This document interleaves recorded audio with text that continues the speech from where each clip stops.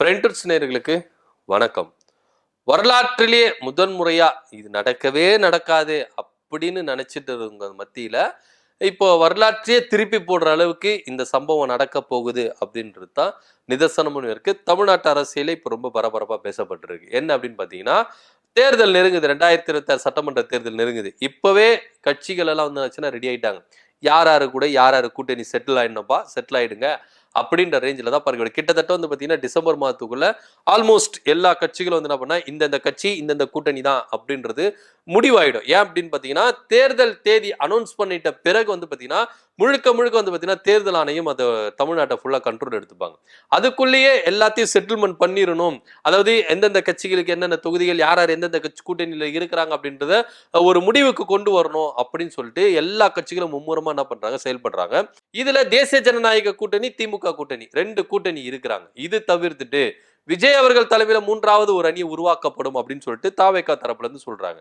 இங்க சீமா நான் தனியா தான் நிப்பேன், அதுல எந்தவித மாற்று கருத்து இல்லை அப்படின்னு சொல்றாங்க. சோ 4 முனை போட்டியா இங்க இருக்க போகுது அப்படின்றதுல எந்தவித மாற்று கருத்தே இல்லை. இதன் மத்தியில அதிமுக கூட்டணியில இருந்த பாமகவும் தேமுதிகவும் இன்னும் அவங்களுடைய நிலைப்பாட்டை சொல்லவே இல்லை. திமுக கூட்டணியில ஸ்டாண்டர்டா அதே கூட்டணி தான் இருக்குது, அதுல ஒரு சில கட்சிகள்லாம் சேரப்போகுது அப்படின்னு சொல்றாங்க. ஆனா அதிமுக கூட்டணியில இருக்கிற பாமகவும் தேமுதிகவும் இன்னும் அவங்க நிலைப்பாட்டை சொல்லவே இல்லை. அதிமுக தேமுதிக எங்க கூட தான் கூட்டணியில இருக்குது அப்படின்னு சொல்றாங்க. ஆனா தேமுதிக அவங்களுடைய நிலைப்பாட்டை நாங்க ஜனவரி மாசம் தான் சொல்லுவோம் அப்படின்னு சொல்லிட்டாங்க. இதன் மத்தியில தேமுதிகவும் அதிமுகவும் ரொம்ப என்ன பண்ணாங்க, கூட்டணியில ஒட்டி உரச இருந்தாங்க. ஆனா இந்த ராஜ்யசபா சீட்டு அப்படின்னு வரும்போது அதிமுக என்ன பண்ணிச்சுன்னா தேமுதிகவுக்கு ஒரு மாபெரும் துரோகத்தை வந்து என்ன பண்ணாங்க, இழைச்சிட்டாங்க.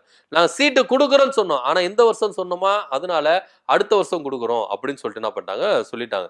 இதனால ரொம்ப விரக்தியின் உச்சிக்கே போயிட்டாங்க பிரேமலதா அவர்கள். ஏன்னா தன்னுடைய தம்பிய இல்ல தன்னுடைய மகனை யார் 2 பேர்ல யாருன்னா ஒருத்தரை வந்து டெல்லிக்கு அனுப்பினா, வரலாறுல இது நடக்கவே இல்லை. தேமுதிக கட்சி ஆரம்பிச்சு இங்க தமிழ்நாட்டுல மாபெரும் சாதனைகள்லாம் படிச்சிருக்காங்க. அப்பேற்பட்ட ஒரு கட்சி டெல்லிக்கு போயிட்டு நாடாளுமன்றத்துல உட்கார்ந்தா தனக்குன்னு ஒரு சீட்டை வந்து அவங்க அலர்ட் பண்ணாங்கன்னா இல்லவே இல்லை. ஸோ கடந்த முறை 2024 சட்டமன்ற தேர்தலில் எடப்பாடி பழனிசாமி கூட கூட்டணி வச்சு இங்க வந்து பாத்தீங்கன்னா நம்ம விஜய பிரபாகரனை வந்து என்ன பண்ணாங்க, நிக்க வச்சாங்க. எப்படியாச்சுன்னா ஜெயிக்க வச்சிடலாம் அப்படின்ற ஒரு ரேஞ்சில் தான் அவங்க என்ன பண்ணாங்க, மும்முரமா செயல்பட்டாங்க. ஆனா அது வந்து நூல் இலையில வந்து பாத்தீங்கன்னா அது தோல்வி அடைஞ்சு அது விட்டு போயிருச்சு அப்படின்றத சொல்லணும். அடுத்தபடியா ராஜ்யசபா தேர்தல் வருது. அதுல எப்படியா தன்னுடைய தம்பியை வந்து என்ன பண்ணிடலாம், டெல்லிக்கு அனுப்பிடலாம் அப்படின்னு சொல்லிட்டு தான் என்ன பண்ணாங்க, அனுப்புனாங்க. ஆனா அங்கேயும் வந்து பாத்தீங்கன்னா அதுவும் நடக்க முடியாத போயிடுச்சு. விஜயகாந்த் இருக்கும் போது இதே மாதிரி ஒரு ஜஸ்ட் மிஸ்ல வந்து என்ன பண்ணுச்சுன்னா மிஸ் ஆயிருச்சு.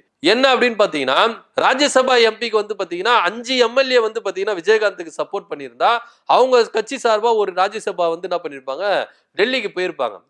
இளங்கோவன் அப்படின்னு சொல்லிட்டு என்ன பண்றாரு ஒருத்தர் போயிருப்பாரு. ஆனா கடைசி மினிட்ல வந்து பாத்தீங்கன்னா கிட்டத்தட்ட விஜயகாந்தோடைய அணியில இருந்து நிறைய எம்எல்ஏக்கள் என்ன பண்ணாங்க, அதிமுகவுக்கு சப்போர்ட் பண்ணாங்க. துரோகத்தை செஞ்சு என்ன பண்ணாங்க, சப்போர்ட் பண்ணாங்க. ஸோ அப்பவே வந்து பாத்தீங்கன்னா விஜயகாந்த் அவர்கள் உடைஞ்சு போயிட்டார். சார் எப்படியும் இது நடக்கவே இல்லையே அப்படின்ற ஒரு ரேஞ்சில் தான் பிரேமலதா விஜயகாந்த் இந்த மாதிரி ஒரு பிளானை போட்டாங்க. அட்லீஸ்ட் ராஜ்யசபா எம்பி சீட் ஆச்சு கிடைச்சி தன்னுடைய தம்பியை வந்து என்ன பண்ணிடலாம், டெல்லிக்கு அனுப்பிடலாம். இதுக்காக வந்து எடப்பாடி பழனிசாமி கிட்ட 2024 நாடாளுமன்ற தேர்தல் நடக்கும் போது அக்ரிமெண்ட் எல்லாம் போட்டாங்க. ஆனா இங்க அக்ரிமெண்ட் எல்லாம் ஒன்றும் போடல, நாங்க கொடுக்குறோம்னு சொன்னோமா, கொடுக்கலாம் மாட்டோம் அப்படி இப்படின்னு சொல்லிட்டு என்ன பண்ணாங்க, ஒரு மழுப்பலான பதில சொல்லிட்டாங்க. ஆனா இன்னமும் அந்த விரக்தியில தான் வந்து என்ன பண்றாங்க, பிரேமலதா விஜயகாந்த் இருக்கிறாங்க. ஆனா இப்போ அவங்க என்ன பண்றாங்கன்னா உஷாராயிட்டாங்க. ஏன் அப்படின்னு பாத்தீங்கன்னா 2026 சட்டமன்ற தேர்தல தங்க கட்சிக்குன்னு ஒரு அங்கீகாரம் இருக்கு, வாக்கு வங்கி இருக்கு. இதை வந்து நாங்க வேஸ்டா அதை வந்து விடக்கூடாது. ஏன்னா அதிமுகவையும் பார்த்தாச்சு, பாஜகவையும் பார்த்தாச்சு. யாருமே நம்மளை வந்து மதிக்கவே இல்லையே, யாருமே நம்மளுக்கு சப்போர்ட் பண்ணவே இல்லையே, யாருமே நம்மளுக்கு ஒரு அங்கீகாரத்தை தரவே இல்லையே அப்படின்றது இவங்களுடைய தேமுதிகவுடைய நிலைப்பாடா இருக்கு. ஆனா இப்போ 2026 சட்டமன்ற தேர்தல தன்னுடைய வாரிசை வச்சு என்ன பண்ண போறாங்க, அரசியல் நகர்வுகளை நகர்த்திட்டு இருக்காங்க. அப்படி விஜய பிரபாகரன் சூஸ் பண்ண ஒரு கட்சி தான் திமுக. ஏன் நம்ம திமுக கூட கூட்டணி வைக்க கூடாது அப்படின்ற ஒரு ரேஞ்சில தான் அவர் என்ன பண்ணிருக்காங்க, பேசியிருக்காங்க. ஆனா இத தலைமை வந்து ஒருபோதும் வந்து என்ன பண்ணல, ஏத்துக்கவே இல்லை. ஏன் அப்படின்னா திமுகவை எதிர்த்து தான் தேமுதிக அப்படின்ற ஒரு கட்சி உதயமாயிருச்சு. விஜயகாந்த் அவர்கள் கலைஞரை எதிர்த்து தான் என்ன பண்ணாரு, இந்த கட்சி ஆரம்பிச்சாரு. ஆனா திரும்பவும் திமுக கூட போயிட்டு கூட்டணி வைக்கணுமா அப்படின்ற ஒரு விஷயம் வந்து பாத்தீங்கன்னா அவங்களுக்கு வந்து ஒரு நெருடலாவே இருக்கு. ஏன்னா கல்யாண மண்டபத்தை இடிச்சுதான் அந்த இடத்துல பிரிட்ஜியை கட்டினாரு. அப்ப என் இடத்துல கைய வச்சவருக்கு எதிராக நான் கட்சி ஆரம்பிச்சு நான் மக்கள்ல நியாயத்தை கேட்டு நான் இவங்களை வந்து ஆட்சியிலிருந்து இறக்குவேன் அப்படின்னு சபதெல்லாம் போட்டார் விஜயகாந்த் அவர்கள். சோ ஆனா இப்ப திரும்பவும் அந்த கட்சியோட கூட்டணி வைக்கணுமா அப்படின்ற ஒரு கேள்விதான் அவங்களுக்கு இருக்கு. ஆனா தேர்தல் வரும்போதெல்லாம் அவங்க திமுக கூட பேச்சுவார்த்தை நடத்திருக்காங்க, அதிமுக கிட்ட பேச்சுவார்த்தை நடத்திருக்காங்க. அதுல எந்த வித மாற்று கருத்து இல்ல.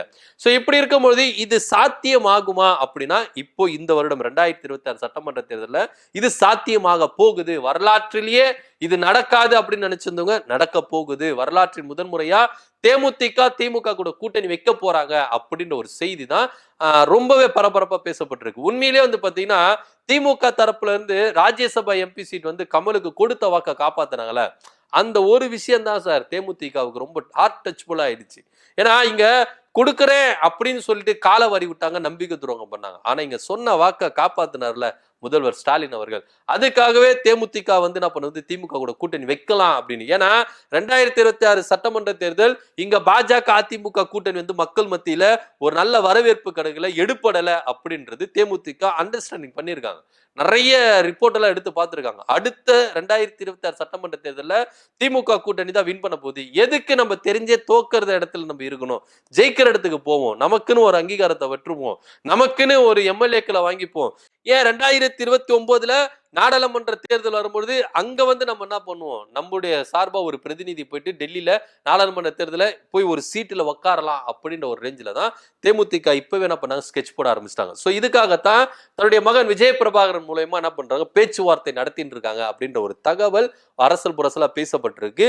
இது வந்து தேமுதிகவுக்கு வந்து ரொம்பவே மகிழ்ச்சிக்குரிய விஷயம் தான். ஏன்னா திமுகவும் வந்து என்ன பண்றாங்கன்னா தலைவர் விஜயகாந்த் அவர்கள் இறக்கும்போது அவங்களுக்கு என்ன பண்ணாங்கன்னா ரொம்ப மரியாதை பண்ணாங்க, அரசு மரியாதை எல்லாம் செஞ்சாங்க. உடனே அவர் இறந்த பிறகு வந்து பாத்தீங்கன்னா மக்கள் வந்து பார்வையிடுறதுக்கு எல்லா இடத்தையும் என்ன பண்ணாங்க, உடனடியா என்ன பண்ணாங்க, எல்லாத்தையும் அரேஞ்ச்மெண்ட் பண்ணி கொடுத்தாங்க. பொதுக்குழு வந்து விஜயகாந்த் அவர்களுக்கு இரங்கல் தீர்மானத்தை கொண்டு வந்தாங்க.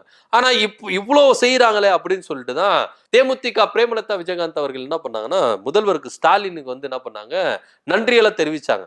சோ இந்த இணக்கமான சூழ்நிலைகள் போதுல, திமுகவுக்கும் தேமுதிகவுக்கும் ஒரு இணக்கமான சூழ்நிலை போதுல, இது வந்து பாத்தீங்கன்னா திமுகவுக்கு சப்போர்ட்டாவே என்ன பண்ணதுக்கு தேமுதிக செயல்பட்டிருக்கு. இதை பார்த்து நம்ம அதாவது எடப்பாடி பழனிசாமிக்கு ரொம்ப வந்து கோபத்தை உண்டாயிருக்குது அப்படின்றதுதான் நிதர்சனம் உண்மை. ஏன்னா இங்க அதிமுக பாஜக என்ற கூட்டணியே உடையிற ரேஞ்சில இருக்கு. மேபி நாளை பின்ன உடஞ்சிட்டா இந்த கூட்டணி என்ன நம்மள நம்பி யாருமே வரலன்னா நம்ம வந்து தனியா நின்றுவோமே அப்படின்ற ஒரு ரேஞ்சில தான் எடப்பாடி பழனிசாமி என்ன பண்றாரு இருக்கிறாரு. ஏன்னா இது கூட்டணி வந்து பாத்தீங்கன்னா நிலையான கூட்டணியில இல்லை. ஏன்னா அன்வர் ராஜா என்ன சொல்றாருன்னா இது வந்து தேர்தலுக்கான ஒப்பந்தம், அவ்வளவுதான், கூட்டணி எல்லாம் கிடையாது, ஒப்பந்தம்.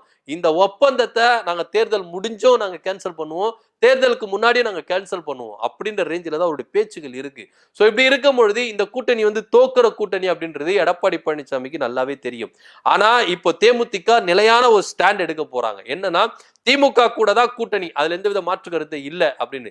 ஏன்னா தேமுதிக என்ன பண்ணுதுன்னா தன்னுடைய வாரிசுகளுக்கு ஒரு ஸ்ட்ராங்கா வந்து ஒரு பேஸ்மெண்ட் உருவாக்கணும் அப்படின்னு சொல்லிட்டு தான் பிரேமலதா விஜயகாந்த் என்ன பண்றாங்க நினைக்கிறாங்க. சோ அதுக்காகவே திமுக கூட கூட்டணி வைக்கலாம் அப்படின்ற ஒரு ரேஞ்சில தான் தலைமையில இருக்கிறவங்க எல்லாருமே என்ன பண்ணாங்க, ஆல்மோஸ்ட் முன் வந்துட்டாங்க. இப்போ வந்து அடுத்தபடியா 2026 அவங்க மாநாடு நடத்த போறாங்க. அதுல கூடிய விரைவில் பகிரங்கமா அறிவிக்க போறாங்க அப்படின்றது தான் நிதர்சனமும் இருக்கு. என்ன நடக்குது அப்படின்றத பொறுத்து வந்து பார்க்கலாம். வரலாற்றிலே முதல் முறையா திமுக கூட தேமுதிக வந்து என்ன பண்ண போறாங்க, சேர போறாங்க அப்படின்றத செய்தி ரொம்பவே வரவேற்கத்தக்க வேண்டிய விஷயமா இருக்கு. இதை பத்தி கருத்து என்ன அப்படின்றத கீழே கமெண்ட் பண்ணுங்க. நன்றி, வணக்கம்.